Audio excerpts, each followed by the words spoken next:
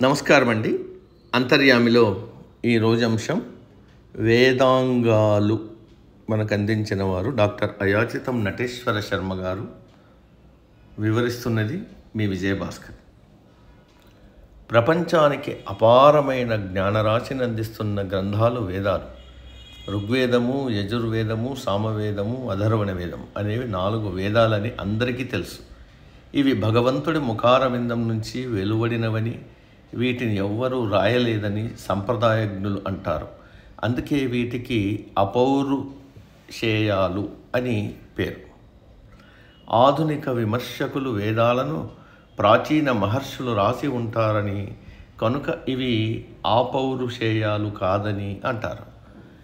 ఈ వాదాలు ఎలా ఉన్నా వేదాలు మాత్రం అపార జ్ఞానానికి నిలయాలనడంలో ఎలాంటి సందేహము లేదు.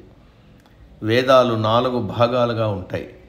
అవి సంహితలు, బ్రాహ్మణాలు, అరణ్యకాలు, ఉపనిషత్తులు. వేదాల్లోని మంత్రాలను అర్థం చేసుకోవాలంటే 6 వేదాంగాలను చదవాలి. అప్పుడే వేద మంత్రాల్లోని అంతరార్థం తెలుస్తుంది. వేదాంగాలు 6. అవి శిక్ష, వ్యాకరణము, ఛందస్సు, నిరుక్తము, జ్యోతిషము, కల్పం. ఇవి వేద పురుషుడికి శరీరంలోని అంగాల వంటివి. శిక్ష వేద పురుషుడికి ముక్కు వంటిది. వ్యాకరణం నోరు, ఛందస్సు పాదాలు, నిరుక్తం చెవి, జ్యోతిషం కన్నులు, కల్పం చేతుల వంటివి. ఈ 6 అంగాల్లో గల జ్ఞానాన్ని తెలుసుకుంటేనే వేద మంత్రాల్లోని గూఢార్థాలు అవగతమవుతాయని సంప్రదాయం చెబుతోంది. అందుకే ఎవరైనా సాంగ వేదాధ్యయనము 6 అంగాలతో కూడిన వేదాధ్యయనం చేస్తేనే పరిపూర్ణ వేద పండితులు అవుతారు.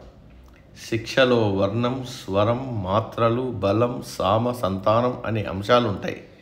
వర్ణాలంటే అక్షరాలు, స్వరాలంటే ఉదాత్తం, అనుదాత్తం, స్వరితాలు, మాత్రలంటే హ్రస్వం, దీర్ఘం, ప్లుతాలు, బలం అంటే స్థాన ప్రయత్నాలు, సామ అంటే మాధుర్యాది గుణోచ్చరణాలు, సంతానం అంటే పదాల మధ్య ఏర్పడే సంధులు. ఇవన్నీ శిక్షలోని అంశాలు. వ్యాకరణంలో ఏ శబ్దం ఎలా ఏర్పడింది, ఏ శబ్దాన్ని ఎలా ప్రయోగించాలి, ఎలా ఉచ్చరించాలి, సాధు శబ్దాలు ఏవి, అపశబ్దాలు ఏవి అని అంశాలు కనిపిస్తాయి. వేద మంత్రాల్లో గల పదాలను ఏ స్వరంలో ఉచ్చరిస్తే ఎలాంటి అర్థం వస్తుందనే విషయాన్ని వ్యాకరణం చెబుతుంది. ఛందస్సులో ఏ మంత్రంలో ఎన్ని మాత్రలు ఉన్నాయి, వాటిలోని గణాలు ఎలా ఉంటాయి, ఏ ఛందస్సును వాడితే ఏ ఫలితం వస్తుందనే విషయాలు ఉంటాయి.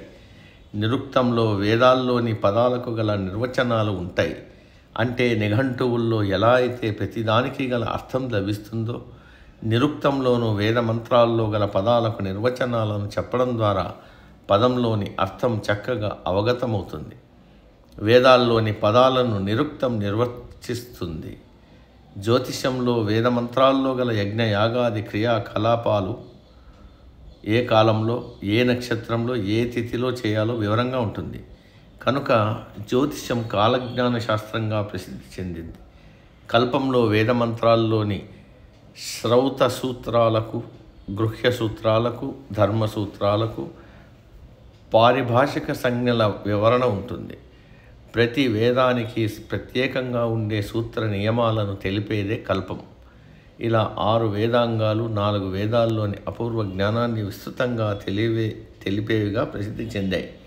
మనిషి తనకు తెలియని అపార విజ్ఞానాన్ని తెలుసుకుని ఆ ఫలాలను ప్రపంచానికి పంచాలనుకుంటాడు. ఆ దృష్టితోనే ప్రాచీన వాంగ్మయాలైన వేదాలను అధ్యయనం చేస్తున్నాడు. కనుక అలాంటి సదాశయం కలిగిన మనిషికి సహాయపడే గ్రంథాలే వేదాంగాలు. సమాప్తం. సర్వే జన సుఖినో భవంతు. అందరూ బాగుండాలి, అందులో మనం ఉండాలి.